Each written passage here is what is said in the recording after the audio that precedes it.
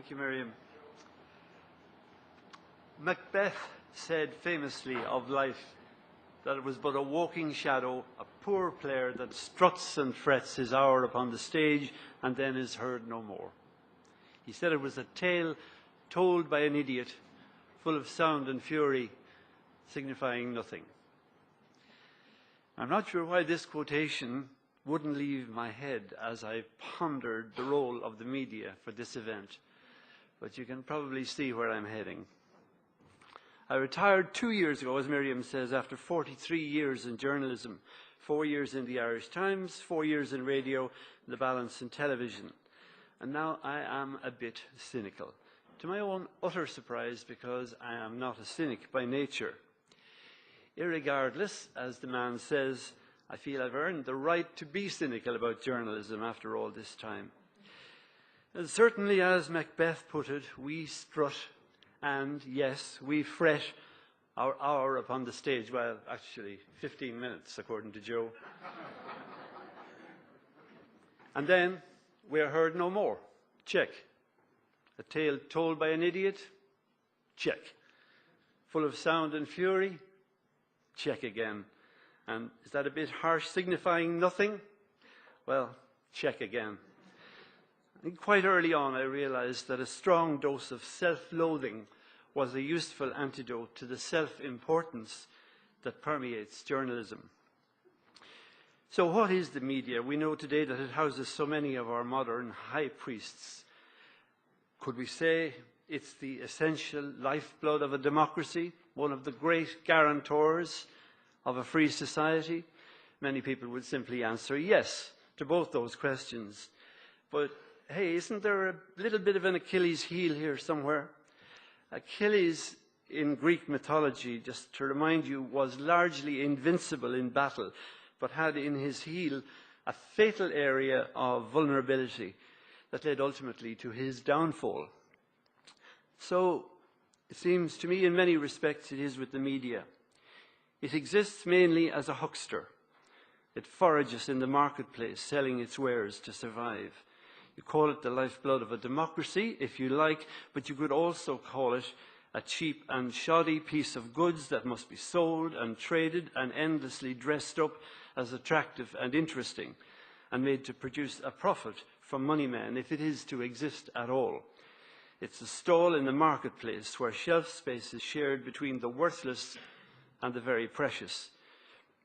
The media pretends to itself and its audience that it deals with reality, but the reality it deals with is an utterly distorted one, seen largely through the prism of news and entertainment. If the media were human, it would be schizophrenic. It would be at once Dr. Jekyll and Mr. Hyde. If it were a god, it would be Janus-faced, offering peace occasionally, but more often war. War of all sorts, divisions, conflicts, impending disasters, breakdowns, and crises. The media offers us the very cheapest of goods, worthless throwaway products that you wouldn't spit on before it hands us invaluable and precious jewels. As a force in our society, it's embarrassing, cruel, hard-hearted, and prostituted, and yet we know that it can be brave and reassuring and invaluable. But very often it is a foul, reptilian creature oozing soft entreaties and vicious cruelty in alternate breaths. That's what we do. And in this guise, it is a creature that diminishes us. It lowers our humanity, it feeds our worst appetites for voyeurism and conflict, and yet again, occasionally it uplifts and restores our dwindling faith in our humanity.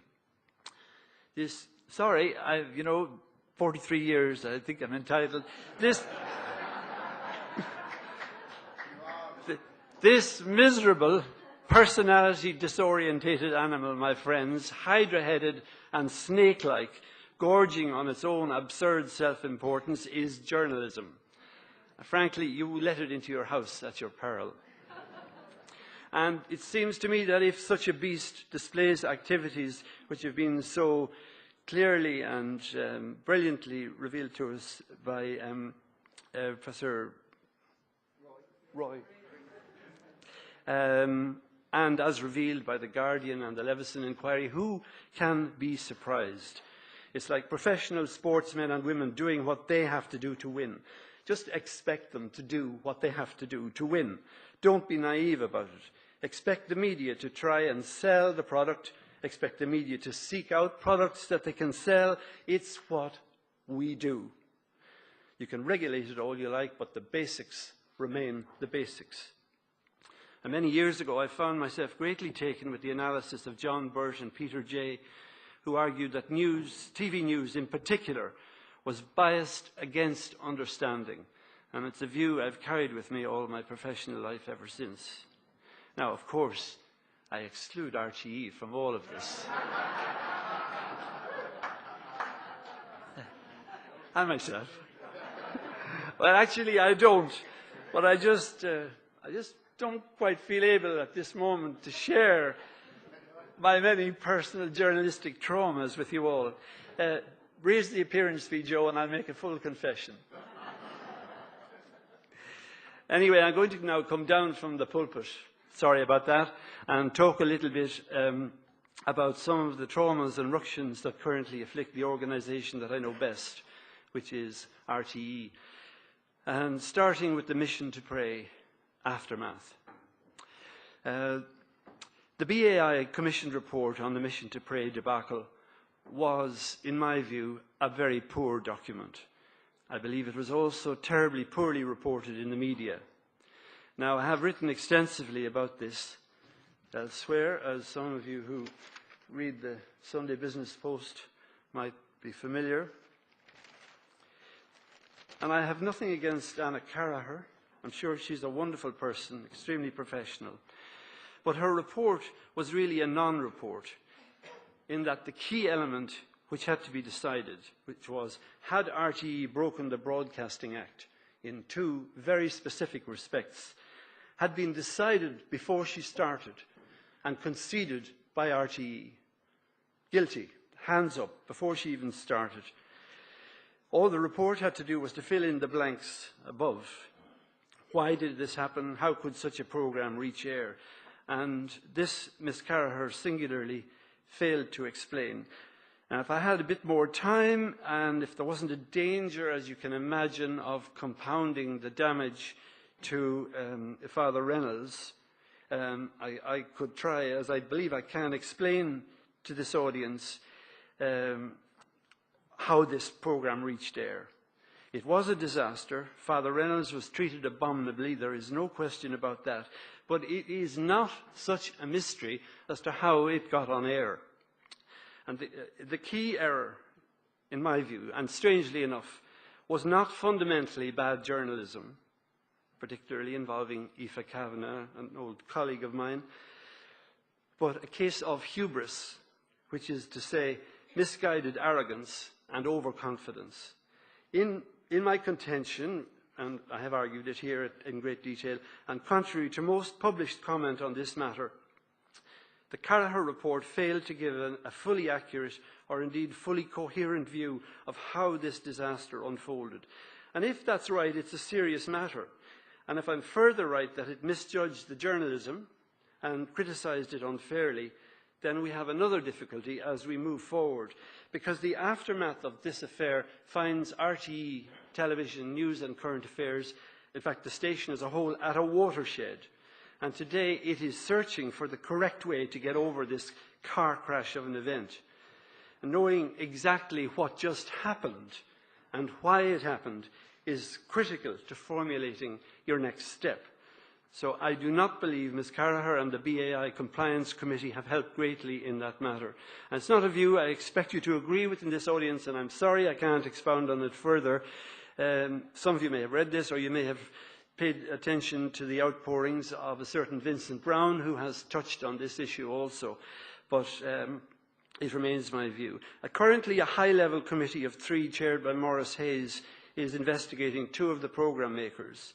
Effectively, the inquiry against them is to determine whether there has been gross incompetence in this programme. There has been loose, uninformed talk of dismissals. I do not believe that there are grounds for any dismissal, and I do not expect that there will be dismissals. But what is less debatable is that it's a watershed moment for RTE.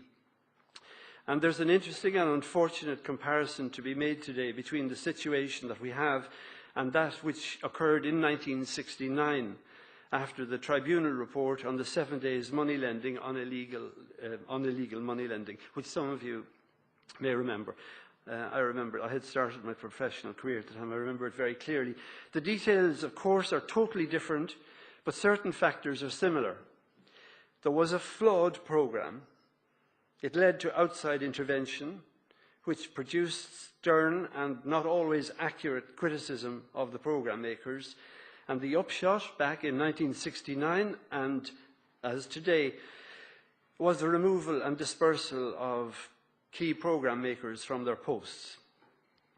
All of that on both occasions had a traumatic impact overall on the psyche of the national broadcaster. That's where we're at today. Then 7 days limped on for another 7 years until the end of 1976. But what with the Northern Troubles, did it ever recover its bite?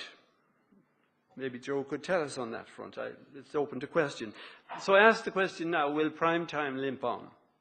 Without its investigative arm, which has already been dispensed with, without its editor or its executive producer in charge of the investigative strand, or its very skilled overseer, Ed Mulhall, the now retired Director of News. So the time possibly might be right for a new program, a new ethos, and a new feel. Now, whatever happens, and this is something I expect you might agree with me on, I think we can agree that it's essential our chairperson today continues her peerless role at the centre of RTE's current affairs. But in the area generally, there is scope for much positive change. Now, what is slightly worrying on the investigative front is that RTE have publicly made two somewhat opposing, almost contradictory statements. The Director General has said that he's committed to strong investigative programming. He's also said that nothing like the Mission to Prey disaster can be allowed to recur. Well, one can certainly understand why he said that latter. But unfortunately, risk is inherent in investigative programming. There's only one real way to ensure that things can't go seriously wrong, and that's not to do it at all, which is what most people choose. You do these programs and you are at risk. You're especially at risk if you take on a powerful person or group, anyone with a professional reputation. You can start thinking of 6 figures and moving quickly on to 7 if you don't get it right. So I would just say, as Director General and as a long-standing quality broadcaster and journalist in his own right, Noel Curran, the man who set up Primetime Investigates and brought RTE to a whole new place, is deeply committed to investigative programming. But there's a bottom line here, surely, for him and for his organisation, which is that this simply cannot recur, not any time soon. So how that plays out, you can work out for yourself. We'll find out. And that situation, I'm coming towards the end, you'll be glad to hear. A few minutes for discussion, not much. Sorry about that. The situation brings into play another great story, which is also untold largely in Ireland's print media. Sorry, Kevin, but maybe we can get onto it, about RTE. And that is the subterranean battle to hold on to prime time scheduling for serious current affairs and news. Prime time at prime time is simply taken for granted in public discussion in this country. And yet it is a unique and special characteristic of Irish television that such programmes go out in the heart of prime time on television. Most television schedules for many years past in other countries have shifted current affairs out of its prime time viewing slots, but not RTE. But part of that is that there's been a constant struggle behind the scenes to maintain this. It's just a battle going on within the organisation that you don't hear about.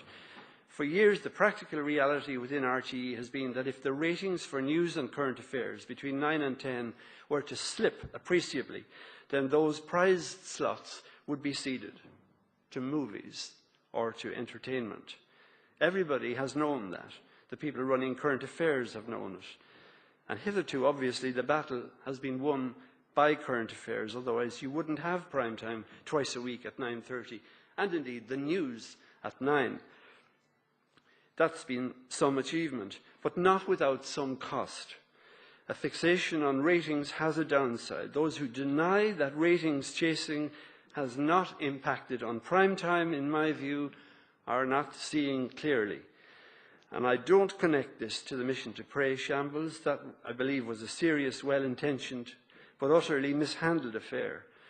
But I think ratings have certainly influenced what prime time have been choosing to do and how it has done it. Again, I have not seen this analysed very much in the print media, and I believe it does go back, unfortunately, to my initial remarks about journalists as hucksters selling our wares and under pressure, even in RTE, which has the partial cushion of the licence fee, to produce an audience for our advertisers. Now, it could be argued that if the 9:30 or even the 9 to 10 slot for news and current affairs had to be ceded, that there could be some upside to going on air later, maybe on Network 2 at 10 or half 10, something that hasn't been contemplated hitherto, but might be on the agenda before long. So what would the upside be? Well, I mean, it comes back to whether there's been some concession in the way that prime time handles its affairs.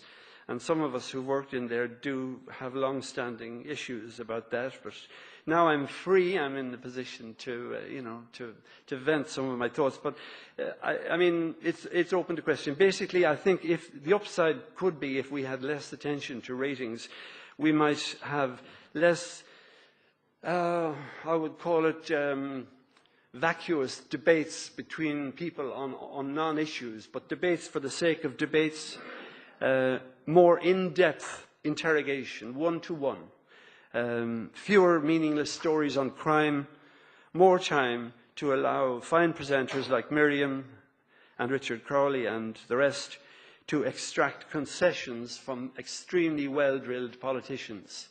I believe it's a key difference with the Today Tonight that Joe ran in the 80s. Time was given to interviews, one-to-one. The doors of the studio were locked. The politician is in there 20 minutes. Hey, it rarely happens nowadays, but you're in there 20 minutes, and in that time, there's time to extract something. 10 minutes, 8 minutes, no, forget it. You're not going to get past the defences. Anyway, I mean, I'm just saying that that's a possible upside if prime time were to be shifted, It's not, I think, it's not something that RTE journalists wish for. The bigger platform at 9 or 9:30, and Miriam can confirm it readily, I'm sure, it would be the preferred wish. But I think we should look out for a change. The station is in the process of almost reinventing itself currently. It's desperately trying to balance its books. And frankly, all bets are off.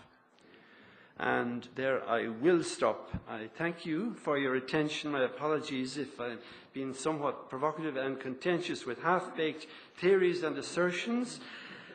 I have strutted and fretted. As you have seen, my tale had plenty of sound, a little concealed fury, and it signified, well, perhaps not very much. But thank you for your attention.